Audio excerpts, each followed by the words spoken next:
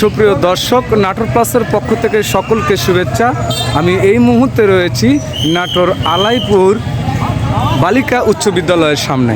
আপনারা দেখতে পাচ্ছেন যে বৈষম্য বিরোধী ছাত্র আন্দোলনের শিক্ষার্থীরা এই বালিকা উচ্চ বিদ্যালয়ের সামনে রোডে তারা রং দিয়ে অনেক কিছুই এঁকেছেন। আপনারা দেখতে পাচ্ছেন যে একটি শাপলা ফুল আঁকিয়েছেন তারা। তারপরে এখানে লিখছেন, লেখাগুলো আপনারা দেখতে পাচ্ছেন।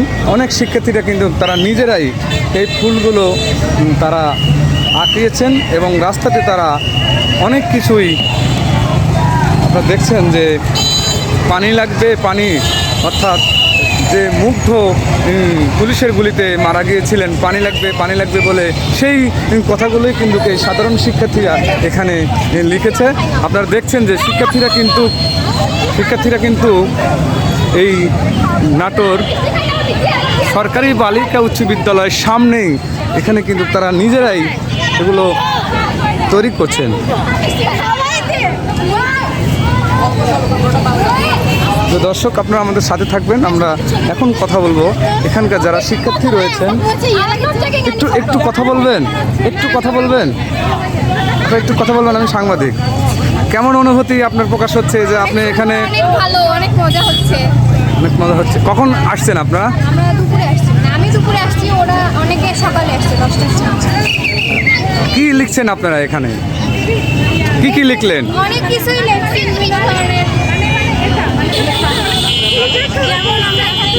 যেমন মুগ্ধ ভাইয়ার বিশেষ কথা, পানি লাগবে পানি। তারপরে যে আমরা হিন্দু মুসলিম বৈষম্যহীনভাবে আমরা বাংলাদেশে চলাচল করি, দেশটাতে সবার, সেটা আমরা তুলে ধরেছি। মূল কথা, আমরা বৈষম্যের বিরুদ্ধে যত লেখা আছে এবং আমাদের এই আন্দোলন 18 তারিখ মানে জুলাইয়ের যত আন্দোলনের যত ভাষণ, যত স্লোগান, শুদ্ধতম কথা, জেদের যত কথা সব আমরা তুলে ধরার চেষ্টা করছি। আপনারা দেখতে পাচ্ছেন এবং তারুণ্যের কথা লেখা আছে আমাদের এখানে।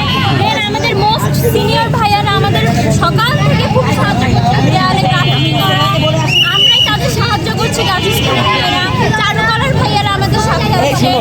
আমি অনেক পরে আসছি, আজকে অসুস্থতার কারণে আসতে পারিনি, কিন্তু আমাদের স্কুলের মেয়েরা সকাল থেকে এই সন্ধ্যা পর্যন্ত প্রচুর পরিমাণে অ্যাক্টিভ এবং আমাদের বয়েজের ছেলেরাও খুবই সাহায্য করছে ট্রাফিক কন্ট্রোলে।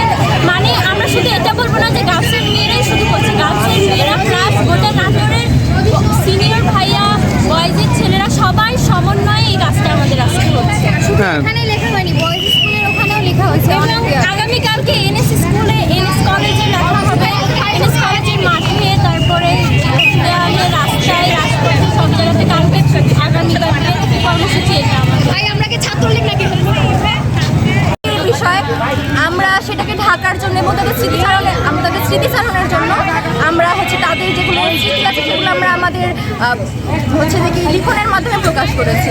আমরা এখানে বিভিন্ন রকমের রং দিয়ে আর্ট করছি এবং আমাদের যেগুলো স্মৃতি, আমাদের মুগ্ধ ভাই, দেখি তানজিম ভাইয়া, যারা আমরা দেখি মৃত্যুবরণ করেছেন, তাদের স্মৃতিতে আমরা দেখি বাংলাদেশ সবার এবং আমরা বিভিন্ন রকমের দেখি মানুষদের, যেরকম শুধুমাত্র আমাদের স্কুলের মেয়েরাই এখানে অংশগ্রহণ করে নাই, এখানে বয়স থেকে শুরু করে নববিধানের মেয়েরা আমাদের বিভিন্নভাবে হেল্প করছে। আগামী দিনে আপনারা কেমন বাংলাদেশ চাচ্ছেন? এখন আমাদের দেশ বৈষম্য বিরোধী আন্দোলনের কারণে আমরা সেটা সংস্করণ হচ্ছে। এখন আমরা চাচ্ছি যে আমাদের দেশ সংস্করণ করতে, আমাদের দেশ আমরা চাচ্ছি আগামীতে যেমন ডক্টর ইউনূস আসছেন, তার কাছ থেকে আমাদের অনেক ভালো একটা আশা আমরা করতেছি। তিনি যেন অনেক ভালোভাবে আমাদের দেশটাকে আরও সুন্দরভাবে করে, যেহেতু তিনি কোনো রকমের কোনো দেখি জাতির সঙ্গে রিলেট না, তিনি একজন আলাদা ধরনের মানুষ।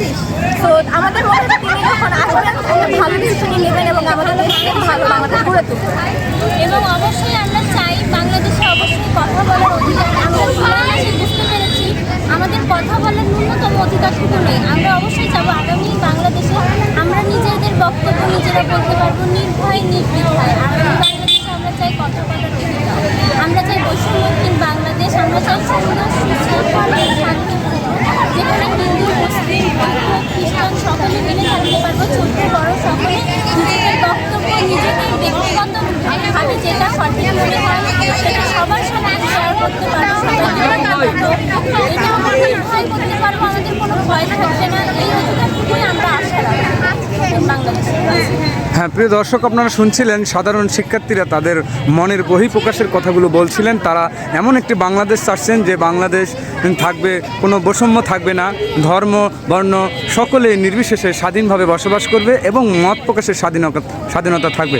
এমনটি কিন্তু সাধারণ শিক্ষার্থীরা আমাদেরকে জানিয়েছেন এবং তারা এই চিত্র অঙ্কনের মাধ্যমে বুঝিয়ে দিয়েছেন যে, এবং বাংলাদেশের মানুষ, সাধারণ মানুষকে বোঝাতে চেষ্টা করছেন যে বৈষম্য বিরোধী আন্দোলন হয়েছে, ছাত্রদের বিরুদ্ধে যে বৈষম্য করা হয়েছিল এবং যেভাবে গুলি করা হয়েছিল, সেই শব্দগুলোই কিন্তু তারা লিখে এই চিত্র অঙ্কনের মাধ্যমে এই সাধারণ শিক্ষার্থীরা কিন্তু সাধারণ মানুষকে তা বোঝানোর জন্য সেটাকে চেষ্টা করছেন এবং সাধারণ মানুষের কিন্তু তারা এখন পর্যন্ত মন জয় করে রেখেছেন।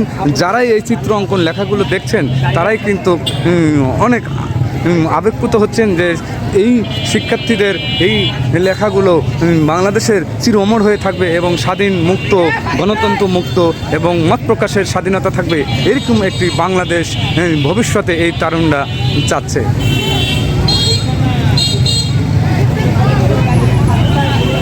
প্রিয় দর্শক, আমরা এখানে কথা বলবো একজন শিক্ষার্থীর আম্মা এখানে রয়েছেন। তিনি তার সন্তানকে নিয়ে এখানে এসেছেন, ছুটে এসেছেন শিক্ষার্থীরা যে চিত্রাঙ্কনগুলো করছিলেন তা দেখতে। আমরা এখন কথা বলবো, তিনি একজন এই বাংলাদেশের শিক্ষার্থীর গার্জিয়ান, সে গার্জিয়ান হিসেবে তার মনের বহিঃপ্রকাশটা কেমন আমরা একটু জানবো। খুব ভালো লাগছে, আমাদের বাচ্চারা কত সুন্দর সুন্দর করে তাদের অনুভূতিগুলো দেখছে দেখাচ্ছিলাম। এখান থেকে আসলে আপনি একটা দেশপ্রেমিক সবার মধ্যে তো আসলে আমরা দেশপ্রেম লালন করি, হয়তো সেটা সবসময় বহিঃপ্রকাশ করতে পারি না, তবে বাচ্চারা খুব সুন্দর করে একদম 1971 থেকে 24 পর্যন্ত সংক্ষিপ্ত ইতিহাসগুলো লাগছে। ভালো লাগছে, অনেক ভালো। প্রিয় দর্শক, আপনারা শুনছিলেন যে একজন শিক্ষার্থীর অভিভাবক কিন্তু সাধারণ শিক্ষার্থীরা কী করছেন তাদের আনন্দগুলো উপভোগ করার জন্য তিনি কিন্তু এখানে এসেছেন এবং তিনিও বলছেন যে একটি স্বাধীন বাংলাদেশ যেখানে মত প্রকাশের স্বাধীনতা থাকবে, ধর্ম বর্ণ নির্বিশেষে সকলের স্বাধীনতা থাকবে, সেরকম ইঙ্গিতটাই তিনি আমাদেরকে দিয়েছেন। ধন্যবাদ সকলকে।